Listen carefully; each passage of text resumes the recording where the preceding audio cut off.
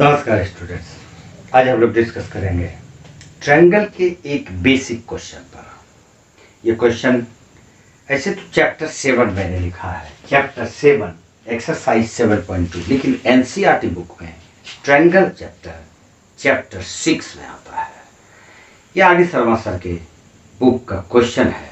बिल्कुल शुरू से देखिए और अच्छी तरह से समझेंगे तो इसके और हॉट्स को भी आसानी से बना देंगे।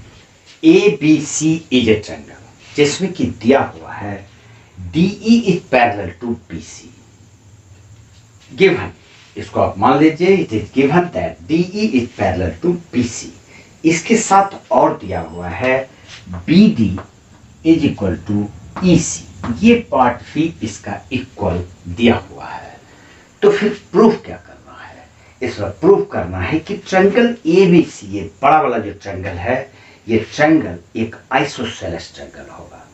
हमेशा क्या प्रूफ करें जिससे कि ये साबित हो जाए कि ट्रायंगल ABC आइसोसेलेस ट्रायंगल है।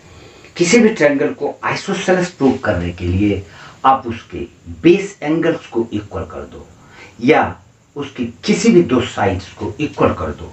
अगर कोई भी दो साइड्स इक्वल है तो उसका करस्पॉन्डिंग एंगल्स इक्वल होगा ही। और इस प्रकार से हम ये साबित कर देते हैं कि the given triangle is an isosceles triangle. यहाँ पर हम लोग इसमें थेल्स थ्योरम का यूज करेंगे। एक बार हम लोग इसको रिवाइज कर लेते हैं कि ये कोई भी ट्रायंगल है, इस ट्रायंगल में ABC ट्रायंगल इसका नाम दे देते हैं। और यहाँ पर कोई एक पॉइंट हम लोग D ले लिए और यहाँ पर E ले लिए और इस दोनों पॉइंट्स को हम लोग ज्वाइन कर देते हैं इस प्रकार से कि ये और ये BC यानी DE और BC अगर पैरेलल है तो ये वाला पार्ट AD और by DB is equal to इसका जो पार्ट होगा AE बाय EC। अगर DE BC के पैरेलल है तो AD by DB equal to AE by EC। यही थेल्स थ्योरम है। इस थ्योरम का हम लोग इस क्वेश्चन में यूज करेंगे। अब चलिए, सबसे पहली बात तो यह है कि ये DE BC के पैरेलल गिवन है। जब ये पैरेलल है तो हम लोग इस क्वेश्चन में थेल्स थ्योरम अप्लाई कर सकते हैं। हम लिखेंगे इन ट्रायंगल ABC ट्रायंगल में हमको दिया हुआ है DE parallel to BC। D BC के पैरेलल है, DE is parallel to BC। Therefore हम कह सकते हैं बाय थेल्स थ्योरम से ये बात क्लियर है। AD बाय DB, अगर DE BC के पैरेलल है तो AD by DB is equal to AE by EC होगा ही। तो हम लोग लिखेंगे AD by DB equal to AE by EC। अब यहाँ पर एक और पॉइंट हमको गिवन है, वो ये कि DB and EC are equal. DB is equal to EC।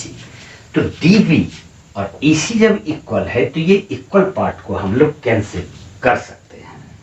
तो बच क्या जाता है, that implies AD is equal to AE।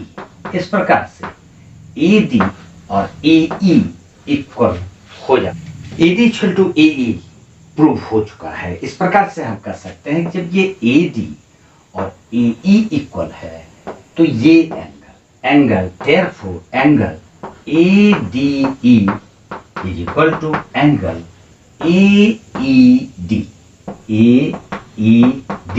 इसको हम लोग आइसोसेलेस ट्रायंगल का प्रॉपर्टी कहते हैं। अगर साइड इक्वल है तो करस्पॉन्डिंग एंगल्स भी इक्वल होगा।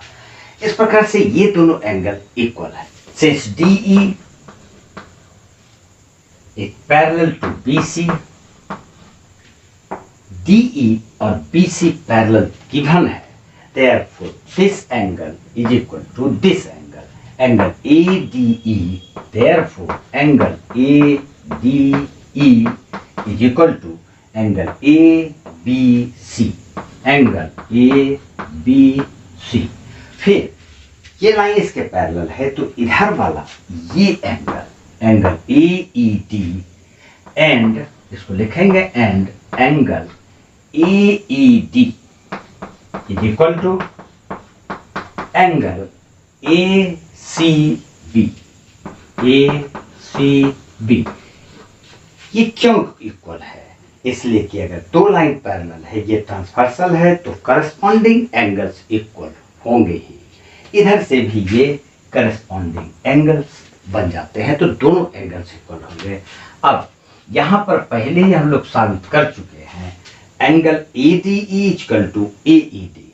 अब ए ई डी और ए सी बी अगर इक्वल है और ए डी ई और ए बी सी अगर इक्वल है, चूंकि ये करस्पॉन्डिंग एंगल्स का पेयर है, तो हम यहाँ पर A D E equal to A E D इस इक्वेशन में ए डी ई के जगह पे हम लोग ए बी सी लिख सकते हैं। तो हम लोग लिखेंगे therefore angle A B C is equal to A D E की जगह पे ए बी सी लिखा, A E D equal to A C B, तो हम लोग ए ई डी की जगह पे एंगल ए सी बी लिख सकते हैं। अब ये दोनों एंगल्स कौन कौन एंगल है? ए बी सी ये एंगल है, और फिर ए सी बी ये एंगल है।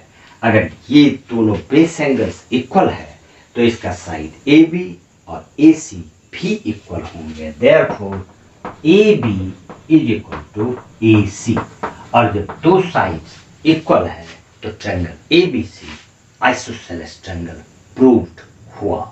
Therefore, triangle ABC is an isosceles triangle, और यही हमको प्रूव करना था।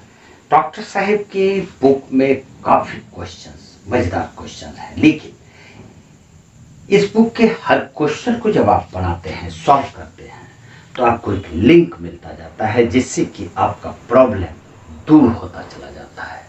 आज इतना सा है। जय हिंद, जय भारत।